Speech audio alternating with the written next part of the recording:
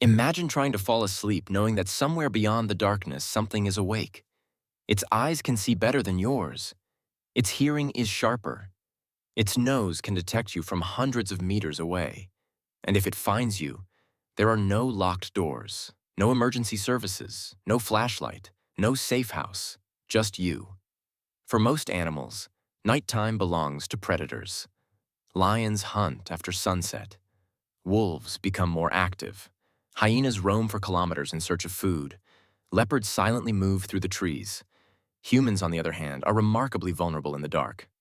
Our night vision is poor. We can't outrun most predators. We don't have claws. We don't have fangs. So here's the mystery. If ancient humans spent hundreds of thousands of years sleeping outdoors, why didn't they simply get eaten at night? The answer begins with a realization that changes almost everything. Our ancestors didn't survive because they were stronger than predators. They survived because they became something predators had never encountered before. Imagine a campsite 100,000 years ago. The sun has disappeared behind the horizon. Children huddle close to their parents. The day's hunt is over. The smell of roasted meat drifts through the air. Around the edge of the camp, several adults remain awake. Not because they have insomnia, because someone always has to watch. Unlike modern life, where everyone disappears into separate bedrooms at roughly the same time, ancient humans rarely became unconscious all at once. Anthropologists studying traditional hunter-gatherer societies have noticed something fascinating. Sleep is often staggered. Some people fall asleep early. Others stay awake, talking around the fire. A few naturally wake during the middle of the night. By chance alone, someone is usually awake. Modern researchers call this the sentinel hypothesis. Without planning it, groups create an almost continuous watch simply because people have different sleep patterns. If danger approaches, one alert person is enough to wake everyone else. You don't have to outrun the predator. You just have to detect it before it's standing over you. But staying awake was only part of the strategy. The real game changer was fire. It's difficult to overstate how revolutionary fire became. Most predators are naturally cautious around flames. Not necessarily terrified, but cautious. Fire produces bright light, unpredictable movement, heat, smoke, crackling sounds. All of these create uncertainty, and predators hate unnecessary risk. Imagine you're a leopard. You can hunt deer, wild pigs, smaller mammals, all without approaching a circle of strange, dancing lights surrounded by loud, unpredictable primates carrying burning branches. Why take the risk? The easiest meal is usually the one that doesn't fight back. Humans made themselves look like trouble. Fire did something else equally important. It extended the day.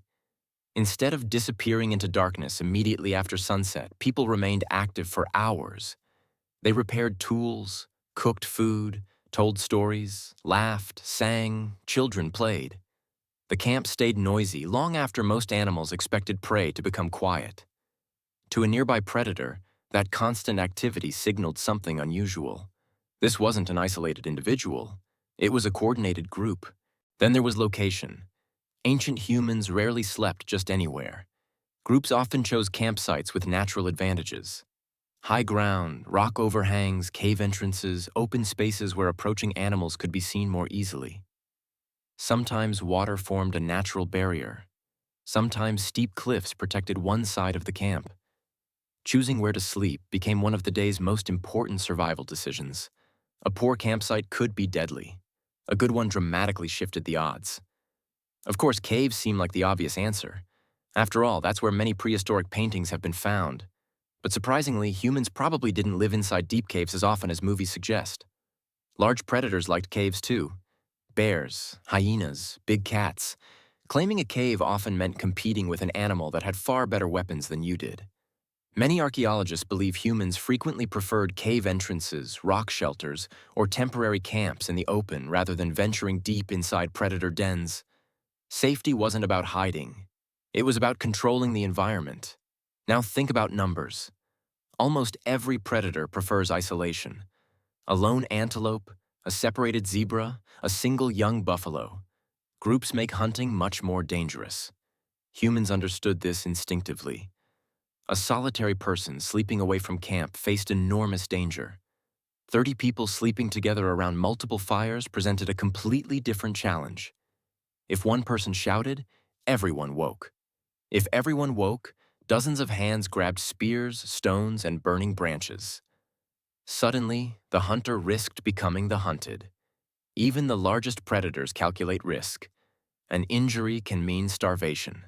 That's why many carnivores abandon attacks the moment prey becomes too difficult. Humans became experts at looking difficult. But perhaps our greatest advantage wasn't physical at all. It was communication.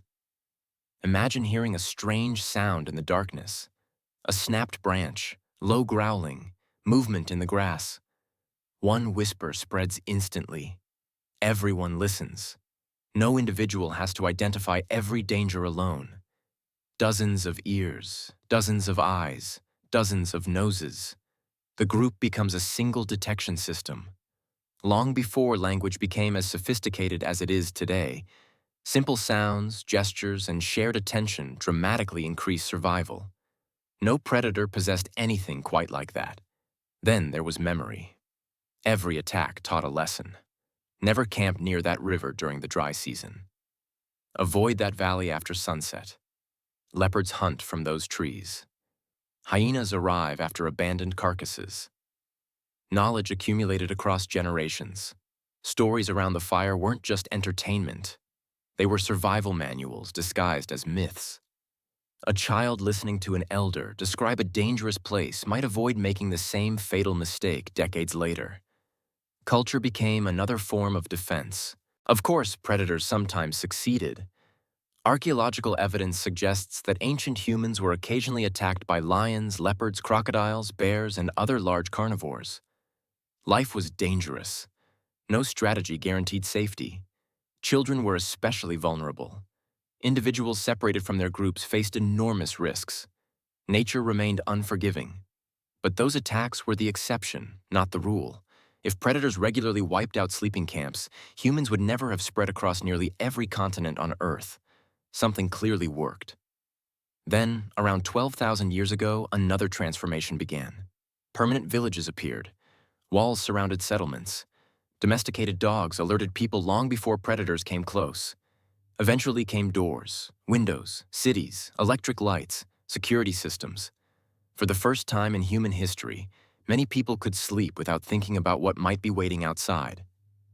Ironically, something else replaced the predators. Anxiety, stress, notifications, deadlines. Our bodies still prepare for danger at night. Only now, the threats usually exist inside our minds rather than outside the firelight. The strange part is that your ancestors probably had every reason to fear the darkness, yet they often slept surrounded by real predators.